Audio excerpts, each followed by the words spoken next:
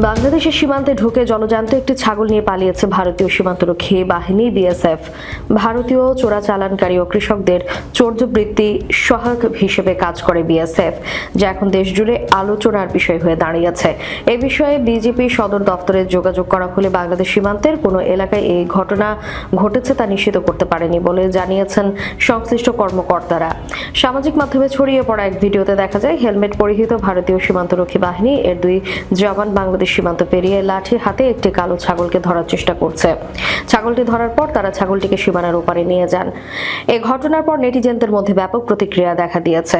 এমনকি সাধারণ ছাগলও দেশের সীমান্ত অতিক্রম করলে তা নিয়ে আইনগত ব্যবস্থা নেওয়া হয়। অনেকেই ভিডিও দেখে প্রশ্ন তুলেছেন, বিএসএফ এর এমন আচরণ কতটুকু গ্রহণযোগ্য এবং আন্তর্জাতিক প্রোটোকলের সঙ্গে কতটা সামঞ্জস্যপূর্ণ। এই ভাইরাল ভিডিও সামাজিক যোগাযোগ মাধ্যমে ছড়িয়ে পড়ার সঙ্গে সঙ্গে সীমান্তবর্তী এলাকা এবং নেটিজেনদের মধ্যে ব্যাপক আলোচনা শুরু হয়েছে। যদিও ভিডিওটি বিভ্রান্তিকর হলেও এটি ভারত বাংলাদেশ সীমান্তে নিয়ন্ত্রণ ও আইন প্রয়োগ নিয়ে নতুন করে মনোযোগ সৃষ্টি করেছে।